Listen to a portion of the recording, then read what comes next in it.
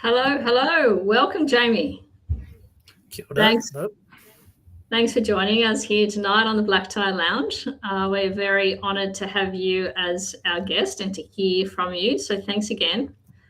For those of you who aren't familiar with our black tie ecosystem, because you may have come in only just recently, or you may have been with us for a while, but we have many projects that plug into our ecosystem. And one of them is a project that we called Be For Real.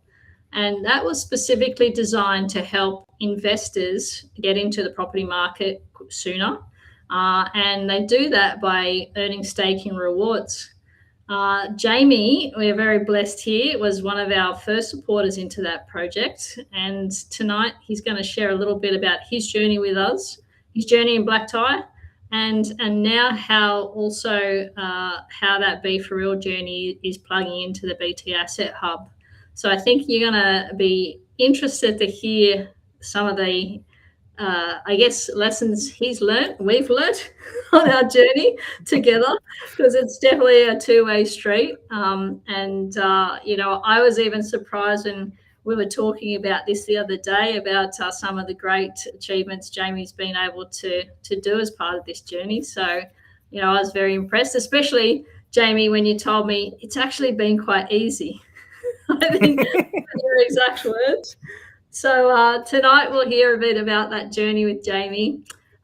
We'll ask you, we've got some great questions, some curly questions, and hopefully he's happy to answer those. And then mid-session, we'll also ask for if the audience has any questions. So as you know, we hold our questions to the end. We'll ask you to pop your questions into the chat, and both Jamie and I will be here to answer your questions. So thanks again for joining us. And Jamie, can you maybe start by telling us a little bit about yourself and what prompted you, I guess, to jump onto the Be For Real journey with us? Yeah, sure. So kia ora, my name is Jamie. I work in an NGO. I have a number of investments currently, so a combination of shares, property, and different crypto assets. So I began my journey into crypto in 2020, 2021. And that was via Gravity Finance. So that's where B4RC and B4RE are currently listed. What originally got me back into the black tie ecosystem was actually the old CEO, so Jared. He really sold me on the incremental ownership of property, because at the time I was ready to start my journey into property, but I wasn't quite there around how that looked for me. And having Jared actually help me through some of that process was actually really, really good. So, yeah. Yeah, fantastic. And I guess, I understand, you worked on this with Jared, and, when you said incremental ownership, totally heard Jared coming through that. Described. So when you went into the Be For Real program, how did you get in? So obviously you got in through Gravity Finance. You started buying directly through the buy contract there, and started doing your staking. And how did that all work for you? So around that 2020, 2021, everybody was chasing the APR and trying to find those crazy places to stake to try and make as much money as possible. Yeah. I was more looking for something that was stable, and looking towards property was again my primary objective. So when we initially had that conversation with him around staking the B4RE into actual incremental ownership of a property, it sung to me, and I was just like, this is me. And when it was 30 to 50% APR, like that's pretty easy to get yourself into. So yeah. Well, you were lucky you jumped onto our VIP side there as one of our early supporters. I guess, when you've taken that journey, how long did it take you while you were doing your staking with Be For Real to start getting yourself to be ready to look at that, buying that first property for yourself? So I think it was around 2023 where it was the time of I had enough B4RC to actually really consider looking at property. It was also a really good time when in the market we were getting some quite good return rates around how much we could actually put into property as well. Yeah. Okay. And what I understand is you were able to, the team helped you find a investment property in New Zealand. Can you tell us a little bit about how that opportunity came about? What's the property like? And as much info as you can, I guess, that you're comfortable telling us. Yeah. So initially around that mid 2023, we were looking at. I was actually looking at Australia originally. Yep. There was some really good 10, 15, even some 20% properties. So you could use 20% of the property value in B4RC, which Yep. made it very easy to get a deposit. Fast forward to February 2024. Jared gave me a call and was actually like, "Hey, we've got a New Zealand partner now," and that was Williams Corporation. Yeah. So that was really, really cool and really exciting. I just wasn't quite ready to make that jump. So then probably around November, we got to speaking about it again in Williams Corp, and basically took me probably about 5 months to find the right property. And then once I found that property, it was literally probably 3 weeks from finding the property to having it signed over and deposits and everything all done. So it was fantastically easy to actually get it across the line once I found one I liked. Fabulous. And how's that property performing for you now? You still got the property? Or? Yeah, so I currently still have it. It's rented out, and it's very slightly negative geared. But at this stage, it's putting out, I think it's about $520 a week at the moment. So it's quite a good return currently, and I'm very happy with it. It's based in Christchurch, and at the moment Christchurch is going through a really big boom with the new stadium there. So it's been a fantastic little investment for me. Awesome. Now, put it into perspective. Would you have been able to purchase that property and have this investment going without B4Real helping you along that journey?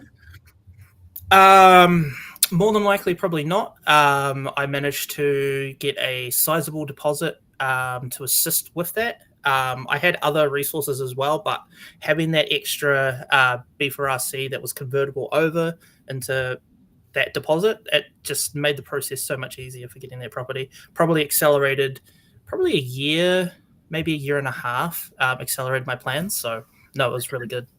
Yeah, that's a good result. That's fantastic.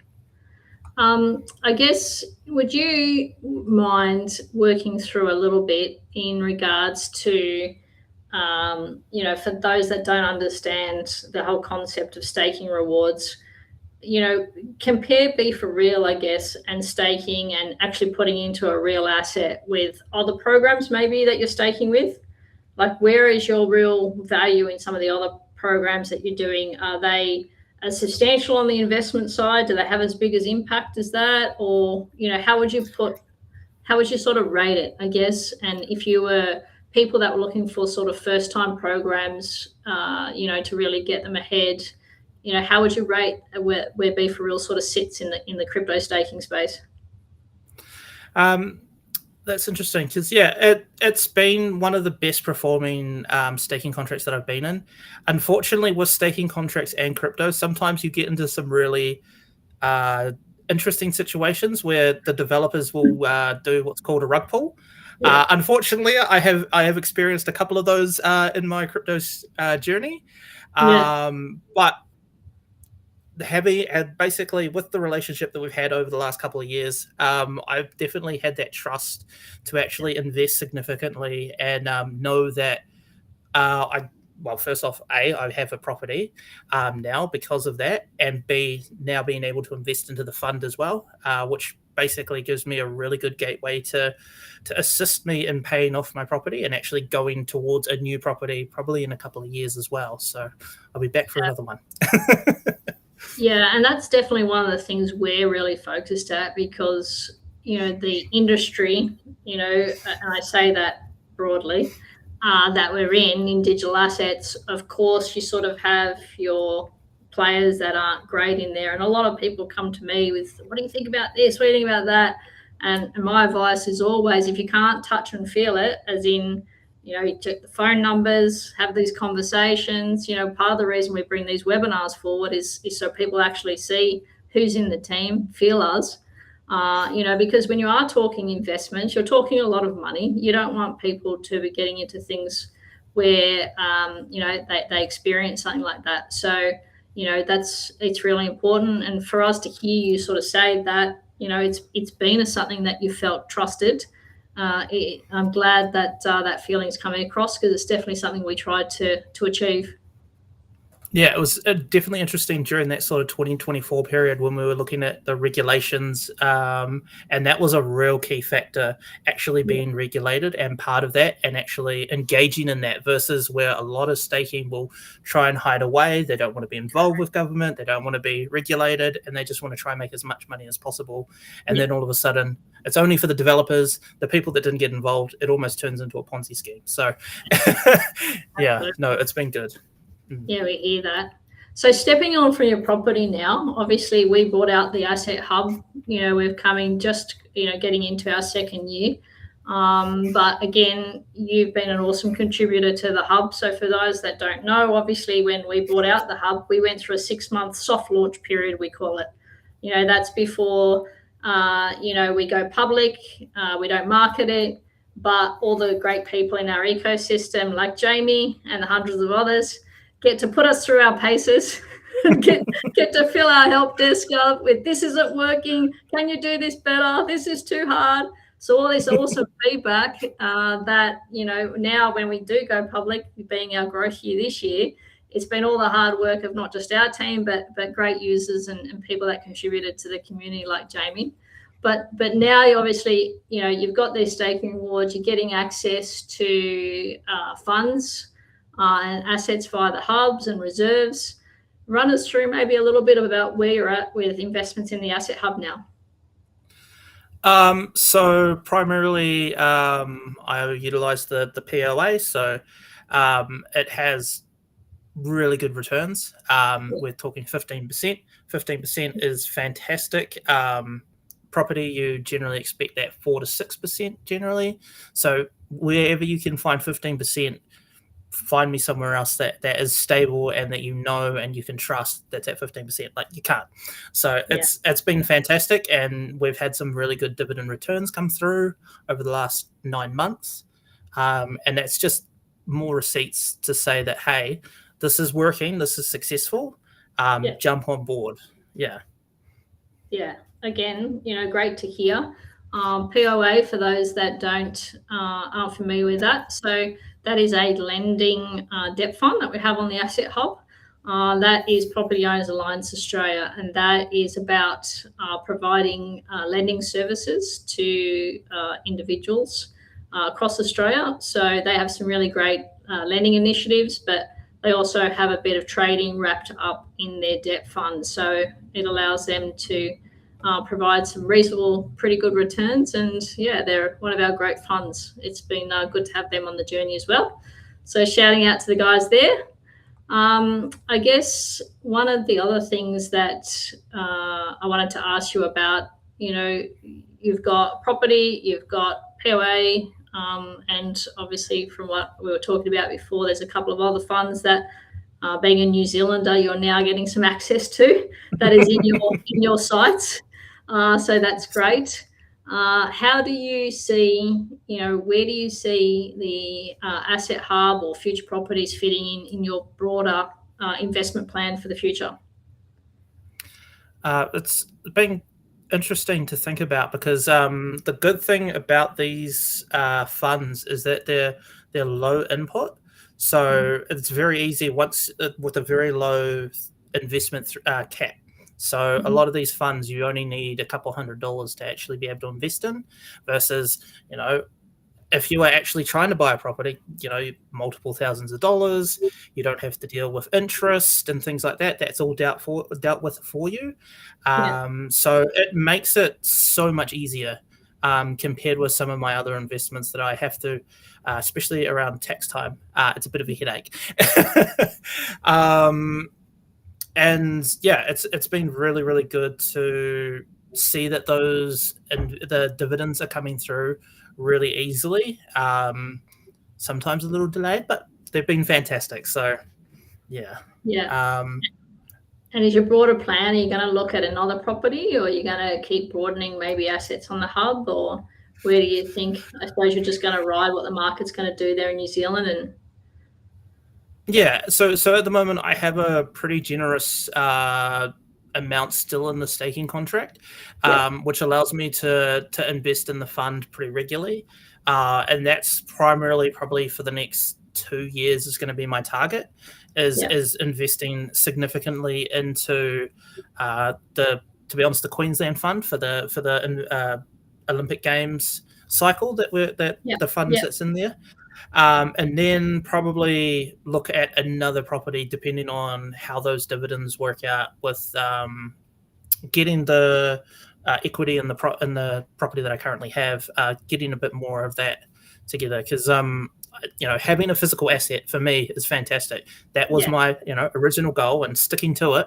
But at the same time, I'm seeing the value and I'm seeing these high returns, and that's it's a bit like that meme where you're walking with the girl and you turned your head. That's what the fund is doing. So it's tempting you. Yes. So no, it's definitely been really, really good, and I still have future plans to invest because we're looking, or me personally, as we discussed, around that 10-year cycle. So it's definitely keeping on top of that and making sure that I'm reinvesting, because it's just really good returns. So and it's great to hear that we're contributing, I think, to that cycle. And everything that we're hearing of how we've impacted you is what our team set out to do. So again, I love having these conversations, and in hearing some of the stuff that we're doing is hitting its points that it needs to happen, and that we're helping out Australians and New Zealanders, because you're all Australian. Get into these investments and these properties. So it's great. Now, have you had a much look at the one of the things I wanted to ask you? We'll get into that next, but I also wanted to just ask the audience if you've got any questions for Jamie. I don't think I've pushed him tonight. I think it's been pretty easy. So if you've got any curly questions for him, please start putting your messages in the chat, and we will come back to you shortly.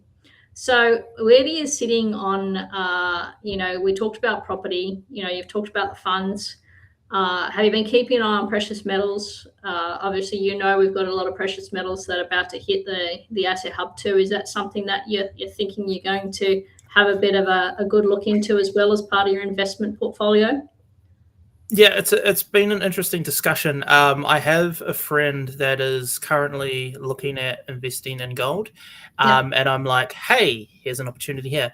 But it's funny because a little goal for me is to have one ingot physically at my house. So I'm not quite sure how that's going to work through the fund, but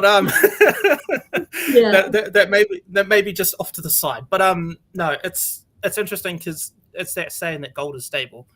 We've seen a bit of fluctuation with it lately, but it's a pretty regular and solid investment. So it's something that once I get this property, the next physical asset will be a gold ingot. So fantastic. No, we'll be certainly getting quite a few excited people that coming on some of the resources that will be coming through. Now, Shara, I'm not sure. I'm just going to, we're live, guys. I can't see. I can see some questions, but they're too low on my screen to read today, so I'm not sure. There we go. Okay, love this super information. So again, I think it's been really informative what you've been able to share with everyone tonight.